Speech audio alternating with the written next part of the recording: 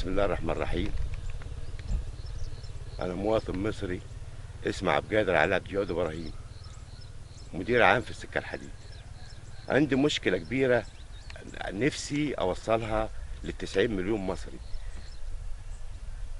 أحكي لكم عليها عشان أنا حاسس إن المشكلة دي هي نفس مشكلة مصر. إن حليتوا مشكلتي أنا دي يبقى أنتوا حليتوا مشكلة مصر فعلا كلها. بس أخص من ال90 مليون دول السيد الرئيس عبد الفتاح السيسي والسيد المهندس رئيس الوزراء والسيد المستشار وزير العدل والسيد رئيس البرلمان. بعد بداية 2011 بعد 25 يناير بعد الثورة، كنت من ضمن الناس اللي راحت ميدان التحرير آخر فترة تنحي السيد حسني مبارك، وجيت حسيت من هناك، جاي من هناك حاسس ان انا لازم اتغير ولازم اعمل حاجه احس بقيمتي فيها. انا اصلا مقيم في قريه ابو شحاته اللي هي موازيه لقريه الشيخ حسن على طول على البحر من الناحيه الثانيه.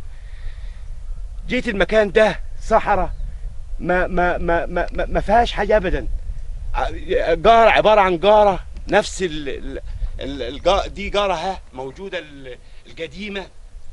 وجيت هنا حبيت اعمل حاجه، قلت ازرع الارض دي واعمل عليها مشروع متكامل. ازاي طلعت؟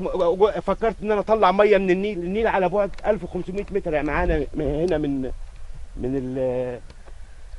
المزرعه 1500 متر. جبت مكنه رفع على النيل ورفعت الميه، نقلتها في ال 1500 متر هنا لبدايه الحياه. بالنسبه للارض الميه وفرت الميه في الاول، وبعدين دي جاره مكان ما ينفعش ان يزرع عليه، واخد بالك؟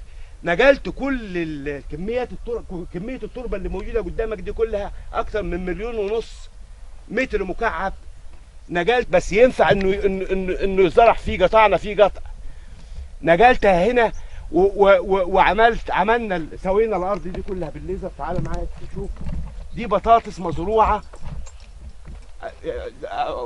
رغم انها كانت مزروعه بطاطس شتو قبل كده، انما شوف الانبات اللي فيها.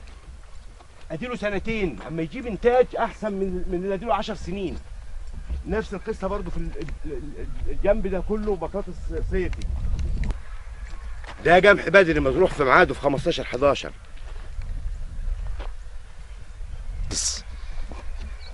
التربه اللي احنا شايلينها دي اللي انت واقف عليها اكثر من 3 متر في المساحه دي كلها. شوف اتفضل شوف بقيه الزرع. ده قمح بدري واخري وده قمح بدري.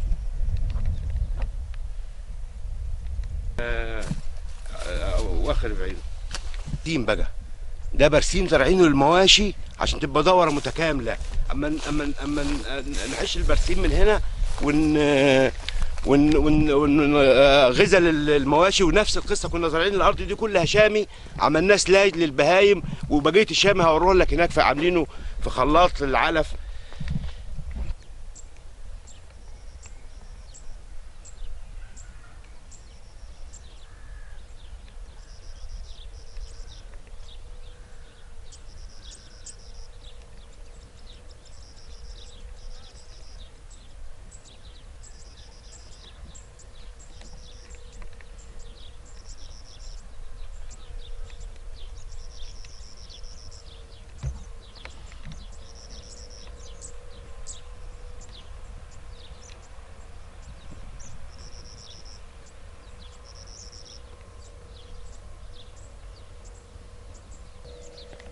اللي فات ده كله بقى، اللي فات ده كله اللي انت صورته ده كله، ده 22 فدان مزروعه من اجود الارض في الانتاج وفي كل حاجه.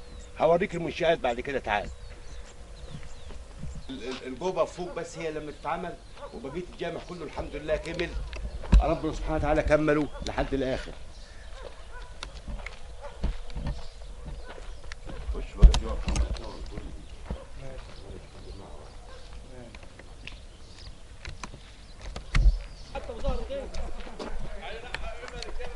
دي طبعا الجوبه الكبيره ولسه تحت الانشاء. والمسجد مكون من حوالي 16 قبة واثنين مأذنتين بطول 45 متر. دي مخازن تم إنشائها للمعدات الزراعية الخاصة بالأرض.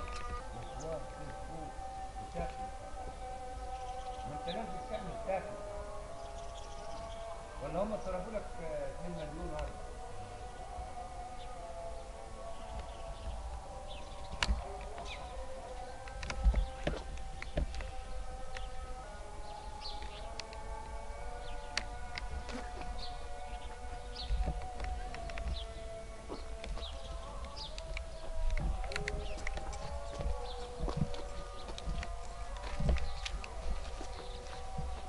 ايوه خد السور مشرق على طول.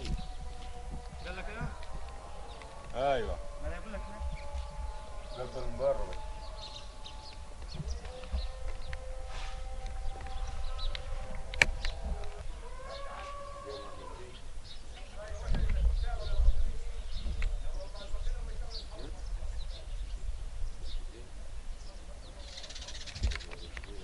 بوابة خاصة بالمزرعة والأرض الزراعية.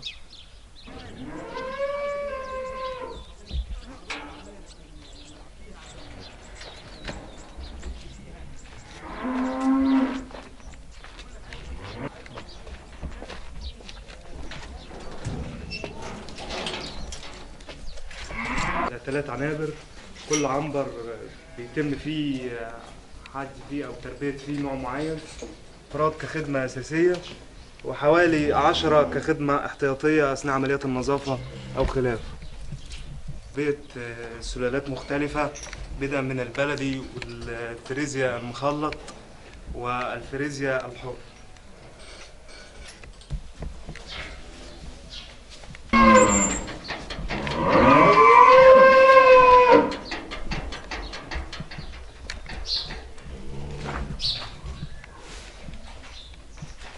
ده الجسم الثالث والأخير ومخصص لعجول الرضاعة، وده طبعا طبقا للسن المعين، وبعد كده بيتم فصله من الأجسام الأخرى المختلفة بعد عملية الفطام.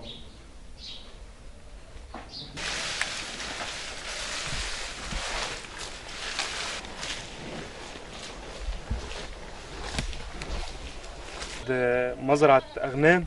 اتفضل.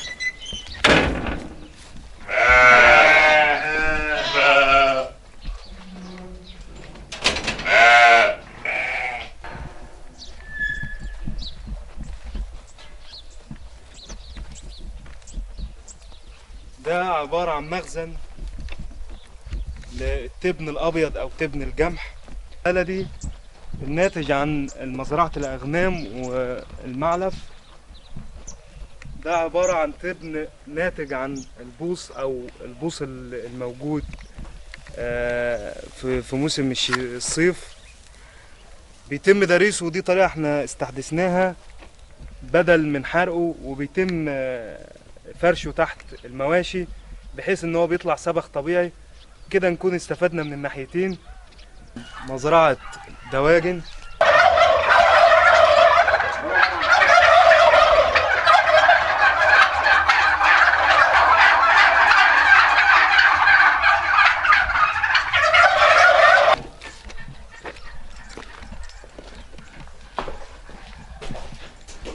والعنبر التاني ده عبارة عن أمهات بياض برضو.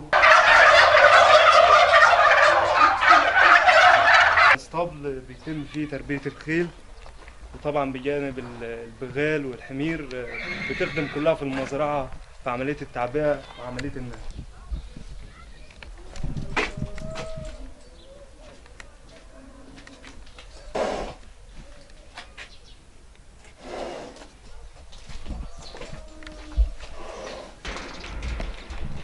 طبعا عبارة عن مصنع علف بيخدم المزرعة، مزرعة الفراخ ومزرعة المواشي ومزرعة الأغنام. الرحمن الرحيم. أنا فضلت أحكي لكم مشكلتي من فوق، من بيت الله. رب البيت اللي أنشأناه عشان ربنا أنشأه عشان يبقى بيته عباد العباد، عشان أثبت لكم إن كل كلمة ما أقولها صدق.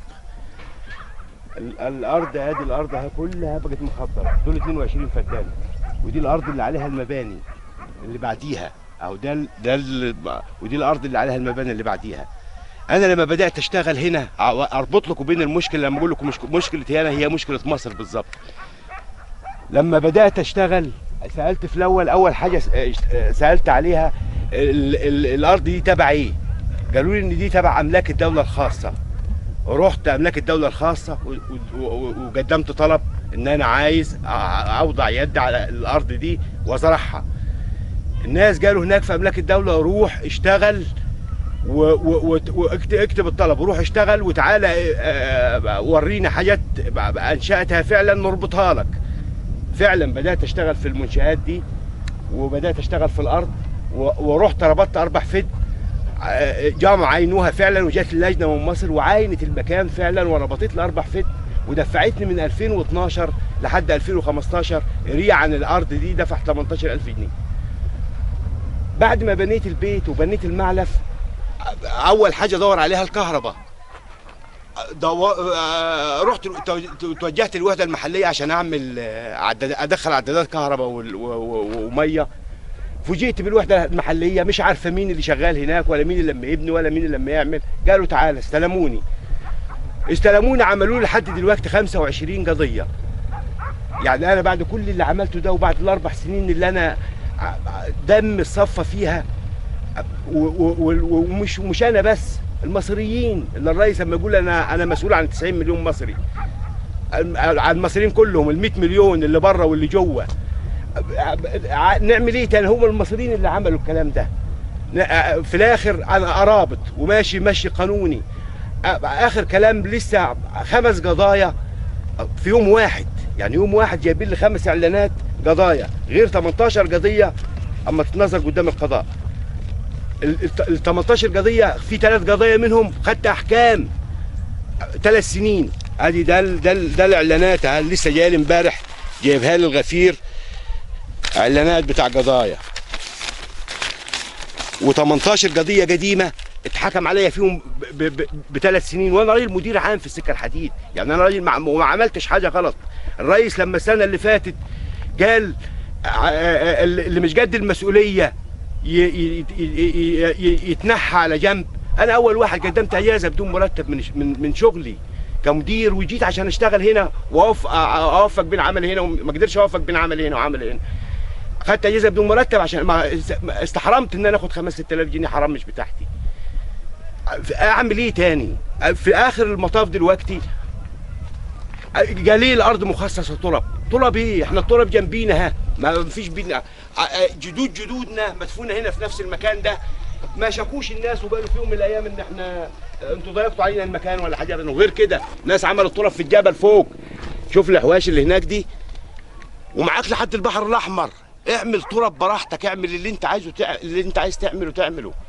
ايه هو ده كلام مش وتعنت وسوء اداره.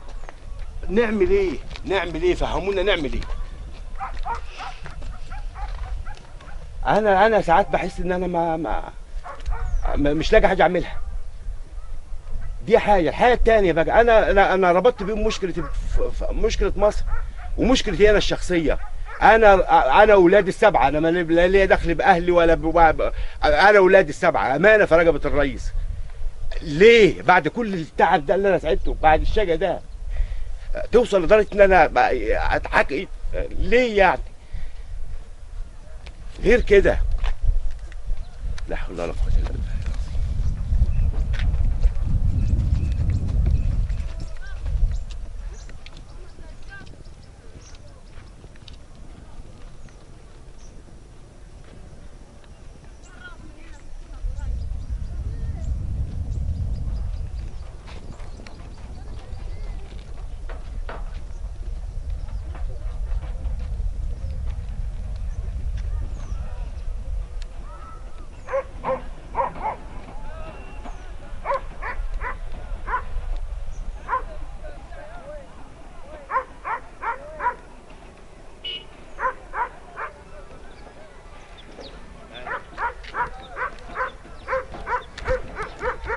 لله عشان خاطر ربنا دلوقتي لازم انت ما تقول انا مسؤوليه المصريين كلها في رقبتي.